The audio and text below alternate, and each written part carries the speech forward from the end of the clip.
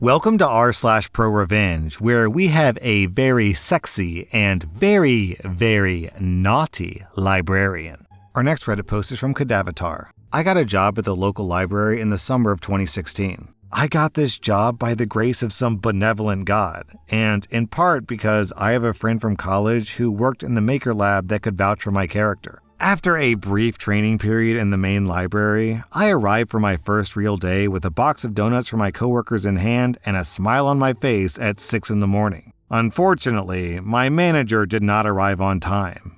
Enter the children's librarian, who did show up early to set up for story time and let me inside. Enter our antagonist, who I will refer to as my least favorite character from Friends, Monica. Monica did not like me from the start. This is in part due to circumstances beyond my control, which I found out about after the fact. One of her friends had applied to shelve at the library, but didn't get the position because Monica's vouching didn't carry as much weight as my friend's, as well as the fact that I was better qualified. She also didn't like me because, and I cannot make this up, I brought donuts. See, she worked 2 jobs, one as a barista at the coffee shop and bakery across the parking lot, along with her job as a circulation assistant at the library. She was reportedly quite unhappy with my decision to bring donuts from a competing breakfast chain while everyone else passed on her bagels. Side note, who even likes bagels? Really?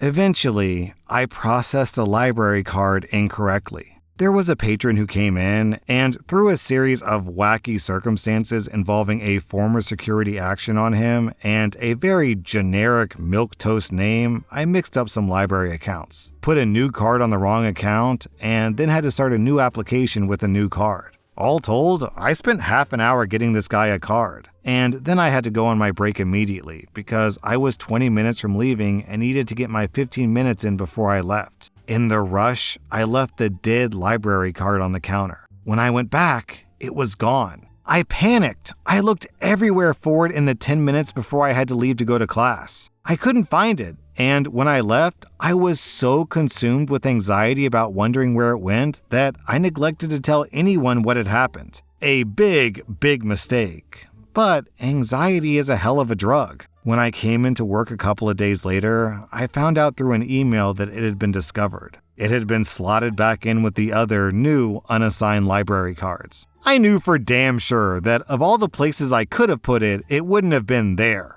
I realized the person working at that computer when I had come back off my break was Monica. How does this translate into getting my manager fired? Well, I had been the first and only assistant he had trained, since we hired our other assistant internally. And this was a big deal, so my screw-up was a mark on his record as well as mine. Around this time, I was promoted at the college writing center, making better pay, so I decided to cut my losses and leave. Apparently, they fired my boss at the library not long after, and he was forced to uproot his family. He had already moved so he could work at this job, and he had to move to another state. Part of that was my screw-up, I'll admit to that. But the majority of it was because it looked like I had hidden the card after the fact. Fast forward 2 years. I'm scrolling through Twitter, and I noticed none other than Monica has been viewing my Twitter posts. I scrolled through her account and noticed some very interesting things. You see, the Twitter account she had used to spy on my Twitter was a not safe for work BDSM account. What a surprise! I saw much, much more of Monica that day than I frankly ever wanted to see. But then I looked closer at some of the pictures, and despite wanting to use bleach for eye drops, I screen capped a couple and saved them on my laptop before going back to work. Later that day, I sent Monica a message through Facebook. To be honest, I wanted to know how she found me on Twitter. At that time, I wasn't using my real name, and I was posting a lot of incendiary things about the government. The kind of things you want to stay anonymous for. In short, I was surprised she had tracked me down, and I needed to figure out where the leak was. When I approached her about it, she got nasty with me. She told me nobody cared about what I was writing and that I shouldn't talk trash about her work family, and that I had only left the library because I couldn't hack it, and then she blocked me. So, I was pissed. Alright, it's on. The pictures of her that I saved, those were taken at the library. See, since we're a rather large branch, we have some pretty recognizable features in the library for anyone who's ever worked there, or even walked inside. She had taken some pictures of herself topless in the back cubicles. There was one picture of herself in her underwear in the stacks, evident by the carpeting pattern. And most damning, a picture of her flashing her butt with the children's section windows in the background. I gathered all these pictures up, wrote an email as a concerned anonymous patron to the HR department from a burner email, sent it, sat back, and waited. The effects were pretty immediate and started toppling like dominoes. Monica was fired in a record 2 days, and my friend in the Maker Lab told me she was escorted from the building. None of the other workers knew why, but word spread through other branches because they had to bring people in to staff her position, which meant a rotating cast of faces coming in and wondering why she'd been fired so immediately. Usually, even in firing people, the library would give people 2 weeks so the position could be filled. Eventually, someone subbing in must have had a contact in HR, because that's when I started getting messages from literally everyone I ever worked with all the time asking, "Did you know Monica was making adult content inside the library?" As it just so happened, the new manager of the children's section and the owner of the coffee shop across the street went to the same church. So the new manager at the library found the coffee shop owner after service and told him about why Monica had been fired from the library. Apparently, there had been a couple of incidences at her other job where she had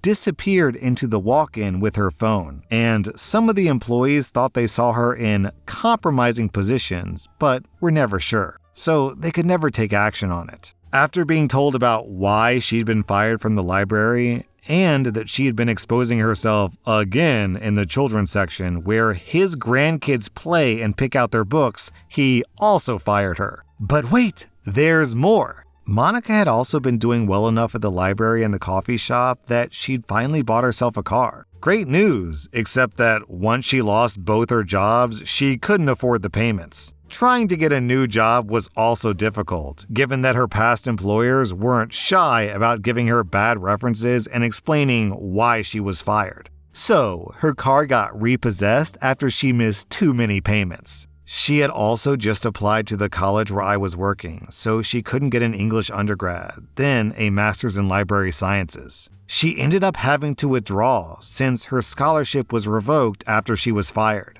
and she no longer had a reliable way to get to campus. No job, no car, kicked out of college before she even took her first class. Could Monica's life get any worse? Oh, it could. Turns out, her boyfriend wasn't aware that Monica was taking pictures and posting nudes of herself on the internet. When he found out from one of her former coworkers at the library why she'd been fired, turns out she'd lied to him about it. The two of them broke up, and guess where she'd been living? So, she ended up moving back in with her mom, who I'm sure was really curious about why her daughter had been having such a streak of bad luck. Sorry, Monica. Looks like no one told you your life was gonna be this way.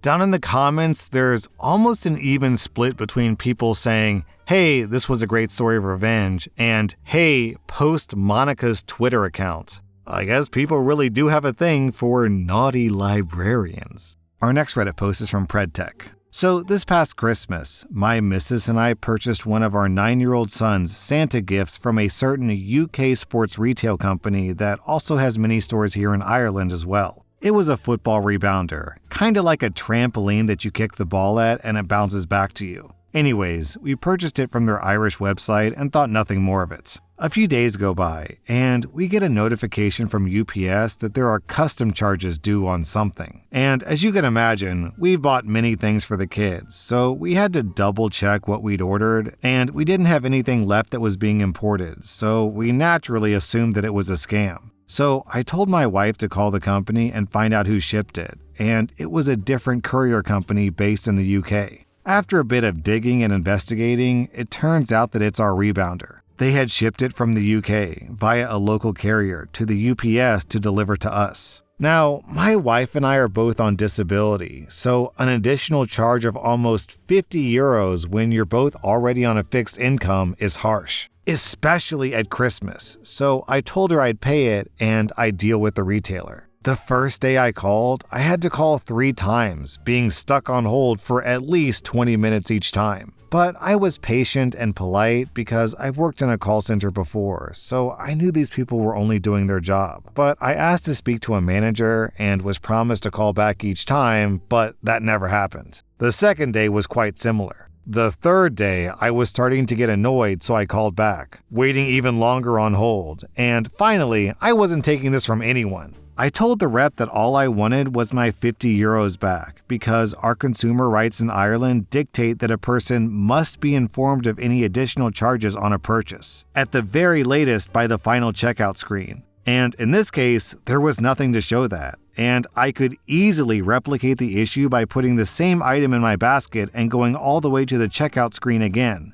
And there was nothing saying that we'd have to pay import charges. The representative was indifferent to the situation, but tried to help, and what he said sent me over the edge. He offered me a measly 20 euro gift voucher to use on their website. But more importantly, he started to read a statement to me. He said, "We advise our customers that there may be DDU charges, delivery duty unpaid, i.e. customs charges on any item that gets shipped outside the UK. When I asked him where it states this information, he paused, and then he said, "Actually, I don't know." I said, "Well, I know one thing. It doesn't say it anywhere on this transaction because I've checked, and because this is a violation of my consumer rights, I'm going to give your company one last chance to make this right. Have your manager call me within the next 60 minutes, or I'm going to post this entire debacle on LinkedIn and link every senior officer in your company." Then I hung up the phone and waited.